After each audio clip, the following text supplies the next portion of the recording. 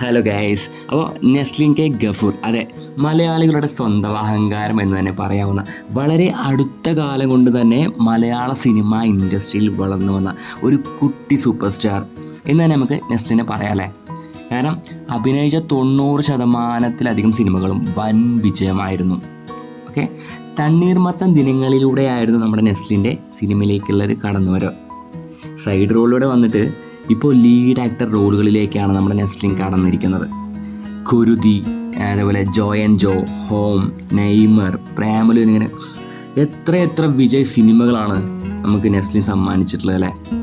അതിൽ പ്രേമലു ആകട്ടെ 135 കോടി രൂപയാണ് വേൾഡ് വൈഡ് ആയിട്ട് നേടിയിട്ടുള്ളത്. പ്രമുഖ മലയാള നടന്മാർക്ക് പോലും സാധിക്കാത്ത 100 കോടി എന്ന സുവർണ നേട്ടം ഈ ചെറുപ്രായത്തിൽ തന്നെ നേടാൻ നെസ്ലിന് സാധിച്ചു എന്ന് തന്നെ പറയാൻ കഴിയും. തൃശ്ശൂരിലെ കൊടുങ്ങല്ലൂരിലാണ് കേട്ടോ നെസ്ലിൻ ജനിച്ചു വളർന്നത്.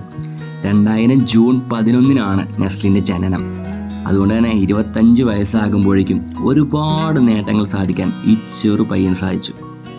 ഇനിയും വരാനിരിക്കുന്ന ആലപ്പുഴയിലെ ജിംഖാന തുടങ്ങിയ സിനിമകളിലൊക്കെ ഇനിയും തിയേറ്ററുകളിൽ ഹിറ്റ് ആവട്ടെ എന്ന് നമുക്ക് പ്രാർത്ഥിക്കാം അല്ലേ.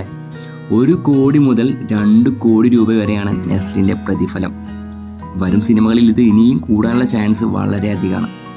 പിന്നെ നെസ്ലിൻ്റെ മാരീഡാണ് ചോദിച്ചു കഴിഞ്ഞാൽ നെസ്ലിൻ മാരീഡ് അല്ല കേട്ടോ. സോ നെസ്ലിൻ്റെ കടുത്ത ലേഡീസ് ഫാൻസൊക്കെ ഉണ്ടെങ്കിൽ അവർ സങ്കടപ്പെടേണ്ട ആവശ്യമില്ല.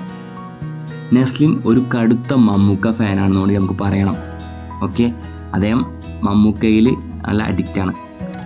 എന്തായാലും നമുക്ക് അടുത്ത നെസ്ലിൻ സിനിമകൾക്കായിട്ട് കുറച്ച് കാത്തിരിക്കാം അല്ലേ.